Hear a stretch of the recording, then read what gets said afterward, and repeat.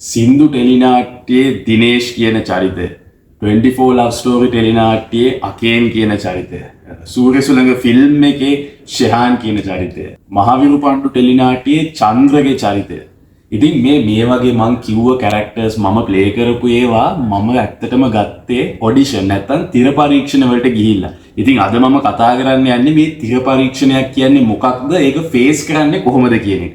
මම ශාකිත දාබරේ. මම ඇක්ටර් කෙනෙක්, මොඩල් කෙනෙක්, ප්‍රසෙන්ටර් කෙනෙක් හැටියට වැඩ කරනවා. ඉතින් මම අදත් තව වීඩියෝ එකක් ගෙනාවා ඕගොල්ලන්ට. මම හිතනවා මම කලින් දාපු කන්ටෙන්ට් ඕගොල්ලෝ බලන්නේ නැති කියලා. බලලා නැත්තම් ගිහලා බලන්න කියලා ආරාධනා කරනවා. හරි. ඔඩිෂන් එකක් තිර පරීක්ෂණයක් කියන්නේ මොකක්ද කියන එක අපි මුලින්ම කතා කරමු. මේකේ වෙන්නේ ඉස්සරහට එන්න තියෙන නිර්මාණයක්. ඒක ටෙලිනාට්‍යයක් වෙන්න පුළුවන්, ෆිල්ම් එකක් වෙන්න පුළුවන්, ස්ටේජ් ඩ්‍රාමා එකක් වෙන්න පුළුවන්. මොකක් හරි මේ නිර්මාණයකට රංගනයේ දායක වෙන පිරිස තෝරා ගන්න එක. චරිත ටිකක් තියෙනවා. ඒ චරිත වලට කවුද රඟපාන්නේ කියන එක තෝරන දේ තමයි මේ ඔඩිෂන් එකක් නැත්නම් තිර පරීක්ෂණයක් කියලා කියන්නේ. මුලින්ම මම කියන්නම් මේ ඔඩිෂන් එකකට සහභාගී වෙන පිරිස කවුද කියලා. මම ඔඩිෂන්ස් රාශියකට ගිහිලා තියෙනවා මම ඇක්ටිං පටන් ගත්ත කාලේ ඉඳන්. ඉතින් සාමාන්‍යයෙන් අනිවාර්යෙන් ඩිරෙක්ටර් නැත්නම් අධ්‍යක්ෂකවරයා ඔඩිෂන් එකට සහභාගී වෙනවා.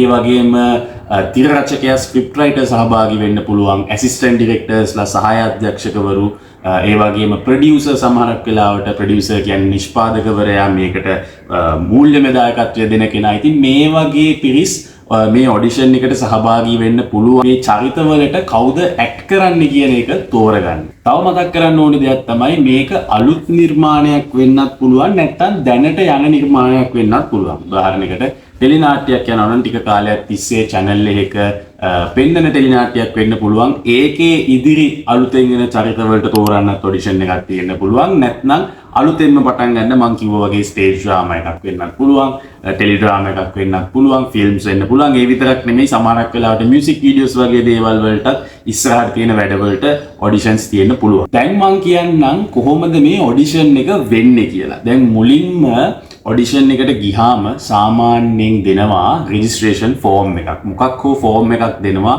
ඔයාගේ විස්තරය ඒකේ දාන්න. මොකද ඒ ඉන්න ටීම් එකට, ඒ මැනේජ්මන්ට් එකට පස්සේ ඔයාගේ විස්තර වැදගත් වෙන ඉඳ. ඉතින් මේකේ ඔයාගේ නම, වයස, කොහේ ඉඳන්ද ආවේ, කලින් වැඩ කරලා තියෙනවද, ඇක්ටිං සම්බන්ධ ඉගෙනගත්ත දේවල් තියෙනවද, ඔයාගේ දක්ෂතා මොනවාද, ඔය වගේ දේවල් ගොඩක් වෙලාවට මේ ෆෝම් එකක තියෙන්න පුළුවන්. ඉතින් ඒක ඔයා මුලින්ම ෆෝම් එක ෆිල් කරලා ඒගොල්ලන්ට දෙන්න ඕනි. ඔයාට සාමාන්‍යයෙන් අංකයක්ත් ලැබෙනවා. ඒ අංකයට අනුව තමයි ඔයාව ඊට පස්සේ ඔඩිෂන් කරන්නේ. දැන් කොහොමද මේ ඔඩිෂන් එකෙන් ඔයාව තෝරන්නේ? හරි. සාමාන්‍යයෙන් වෙන දෙයක් කියන්න මම මගේ අත්දැකීම් වලින් මම ඔඩිෂන්ස් කීපයකටම ගිහිල්ලා තියෙන හින්දා ඉතින් සාමාන්‍යයෙන් වෙන්නේ එක්ක ඔයාට ස්ක්‍රිප්ට් එකක් හම්බෙන්න පුළුවන්. ඒගොල්ලෝ ඔයාට යම්කිසි පිටපතක් දීලා මෙන්න මේ චරිතේ පාඩම් කරගන්න තියෙන ඩයලොග්ස් පාඩම් කරගෙන ඔළුවට දාගෙන අපිට ඔයාගේ ඇක්ට් එක දෙන්න කියලා කියන්න පුළුවන්. ඒක ඔයාට තනියෙන් කරන්නත් වෙන්න පුළුවන්. සමහරක් වෙලාවට වෙන පාර්ට්නර් කෙනෙක් හොයාගෙන තවත් ඔඩිෂන් එකට ආව කෙනෙක් හොයාගෙන ඒ චරිත දෙකක් එතන තියෙනවා නම් දෙන්න ඒ චරිත දෙක තෝරගෙන ඒ අනුව ඇක්ට් එක කරන්න එන්නත් පුළුවන්. නැත්නම් සමහරක් අවස්ථා තියෙනවා ඔයා කැමති ඇක්ට් එකක් ඔයාට කරන්න කියනවා. එතකොට මම මේ කියන්නේ හදු වැදගත් දේ දැන් මේක බලන කෙනෙක් කලින් ඔඩිෂන් එකකට ගිහිල්ලා නැත්තම් මුලින්ම ඔඩිෂන් එකකට යන්න ඉන්නවා නම් නැත්තම් සමහරක් වෙලාවට ඔඩිෂන්ස් එකක් හෝ දෙකකට ගිහිල්ලා තියෙන කෙනෙක්ටත් වැදගත් වෙයි මෙන්න මේ දේවල් වලට ලෑස්ති වෙලා යන එක. ඉතින් ඔයාගේම ඇක්ට් එකක් හදාගන්න ඒකත් වැදගත්. ඉතින් මොකද ඒකෙන් ඔයාගේ රංගන හැකියාව එහෙම බලන්න අවස්ථාවකුත් තියෙනවා. නැත්තම් අර මං කිව්වා වගේ ස්ක්‍රිප්ට් එකක් දීලා ඒකේ ඇක්ට් එක බලන්නත් පුළුවන්. දැන් ඊළඟට මේ ඇක්ට් එක ඔයා දෙද්දී ඔයාගේ දක්ෂතා පෙන්නද්දී සමහරක් වෙලාවට ඒක ඔයාට කැමරා එකකට දෙන්නත් පුළුවන්. ඒගොල්ලෝ ඒක වීඩියෝ කරගෙන රෙකෝඩ් කරගෙන පස්සේ ඔයාගේ දක්ෂතා බලන්නත් පුළුවන්. සමහරක් වෙලාවට ලයිව් ඇක්ට් එකක් හැටියට අරගෙන කිසිම වීඩියෝ මුකුත් වෙන්නේ නැහැ. ඒ වෙලේ ඔයාගේ දක්ෂතා බලලා එතන ඉන්න අර මම කිව්ව පිරිස ඒගොල්ලෝ නෝට් ඩවුන් කරගන්න පුළුවන්. ඔයාගේ දක්ෂතා කොහොමද කියලා ඒ අදාළ ෆෝම්ස් වල ඒගොල්ලෝ ඔයාට ලකුණු දෙන්න පුළුවන්. නැත්නම් ඔයා ගැන කමෙන්ට්ස් මොනවා හරි ලියලා පස්සේ ඔයාට ඒ ගැන කමෙන්ට් එකක් දෙන්නත් පුළුවන්. තව දෙයක් තමයි ඔඩිෂන්ස් වලට ගියාම ඔයාගේ දක්ෂතාවය දැක්කොත් සමහරක් වෙලාවට ඔයාට තව ඇක්ට් එකක් කරන්න යම්කිසි වෙලාවක් ඉන්න පුළුවන්. ඒගොල්ලොන්ගේ ඔළුවේ තියෙනවා නම් හරි මෙන්න මේ චරිතෙට මෙයාව ගන්න පුළුවන් වගේ එකක් තියෙනවා කියලා සමහරක් වෙලාවට ඔයාට ඉන්න කියන්න පුළුවන්. ඉතින් ඒකත් මතක තියාගන්න. නැත්නම් ඔඩිෂන් එක දුන්නට පස්සේ ඔයා ගියාට පස්සේ අනිවාර්යෙන් ඔයාව තේරිලා තියෙනවා නම් ඔයාට කෝල් එකක් එනවා. මොකද අර මං කිව්වා වගේ ඔය විස්තර දෙද්දි ඔයාගේ contact details උත් ඔයා දීලා තියෙන හින්දා. ඊළඟ ප්‍රශ්නේ. දැන් ඔයාට යම්කිසි අවබෝධයක් තියෙනවා කොහොමද මේ ඔඩිෂන්ස් වෙන්නේ කියලා. ඔඩිෂන්ස් හොයාගන්නේ කොහොමද? ඔඩිෂන්ස් හොයාගන්න විදියක් තමයි එකක් ඔයාට අනිවාර්යෙන්ම ඉන්ටර්නෙට් එකේ ෆැසිලිටි එක තියෙනවා කියලා මම විශ්වාස කරනවා ගොඩක් අයට. ඉතින් ඉන්ටර්නෙට් එක හරහා Facebook විශේෂයෙන්ම ඔයා Facebook ඉන්න කෙනෙක් නම් එක groups තියෙනවා මේ acting වලට සම්බන්ධ අලුතෙන් act කරන්න කැමති අයට තියෙන groups තියෙනවා ගිහිල්ලා බැලුවොත් ඒ groups හොයාගන්න ඔයාගෙන join වෙන්න පුළුවන්. ඔයාට open groups තියෙනවා.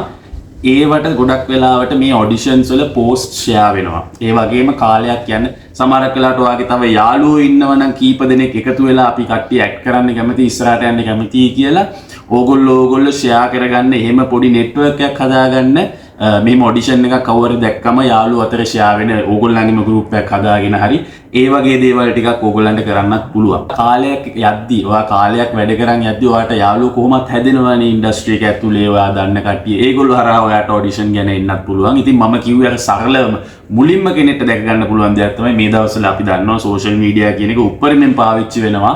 ඉතින් සෝෂල් මීඩියා වල ගොඩාක් ෂෙයා වෙන්න පුළුවන්. තව දෙයක් තමයි ඉන්ඩස්ට්‍රි එකට රිලේටඩ් ඇසිස්ටන්ට් ඩිරෙක්ටර්ස්ලා වෙන්න පුළුවන්, ඩිරෙක්ටර්ස්ලා වෙන්න පුළුවන්, ප්‍රොඩියුසර්ස්ලා වෙන්න පුළුවන්. මේගොල්ලෝ සමහරක් වෙලාවට ඒගොල්ලන්ගේ ඔෆිෂියල් pages වලත් ෂෙයා කරනවා මෙහෙම ඉස්සරහට වැඩක් තියෙනවා මෙහෙම තිර පරීක්ෂණයක් තියෙනවා කියලා. දැන් මම කතා කරා කොහොමද මොකක්ද ඔඩිෂන් එකක් කියන්නේ, ඒක කොහොමද වෙන්නේ, කවුද සහභාගී වෙන්නේ, මොන වගේ විදියටද ඔයාව ටෙස්ට් කරන්නේ, ඔය ටික මම ඔක්කොම කතා කරා. පොඩි දේවල් ටිකක් තියෙනවා ඔයගොල්ලෝ එක්ක ෂෙයා කරගන්න. විශේෂයෙන්ම මම කිව්වා වගේ අලුතෙන්ම ඔඩිෂන් එකකට යන්න ඉන්න කෙනෙක් හරි ටික කාලයක් ගිහිල්ලා ඉස්සරහට යාට කොහොමද යාට තව ටිකක් සාර්ථක වෙන එකේ chances වැඩි කරගන්න කියලා. දැන් මම මුලින්ම කිව්වා මං චරිත කීපයක් කරලා තියෙනවා මෙයාම ඔඩිෂන් ගිහිල්ලා ආපු ඒවා කියලා.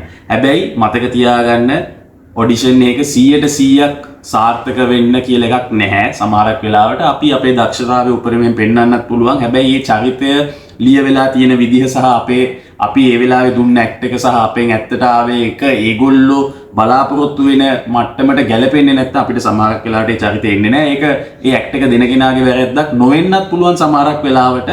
ඉතින් ඕගොල්ලෝගේ ඇක්ට් එක ඇක්ටිං ස්කිල් එක හැම වෙලේම දියුණු කරගන්න උත්සාහ කරන්න මමත් පුළුවන් විදියට මගේ කන්ටෙන්ට් ෂෙයා කරන ඕගොල්ලෝ එක්ක බලන්න කියලා ආරාධනා කරනවා.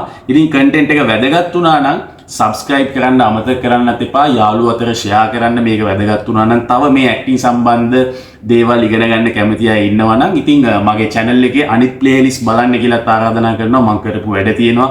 මම ඉන්ටර්විව්ස් වල බෙදාගත් අදහස් මේ ඔක්කොම playlist වල තියෙනවා. ඒවත් බලන්න ආයි වීඩියෝ එකකින් හම්බෙමු.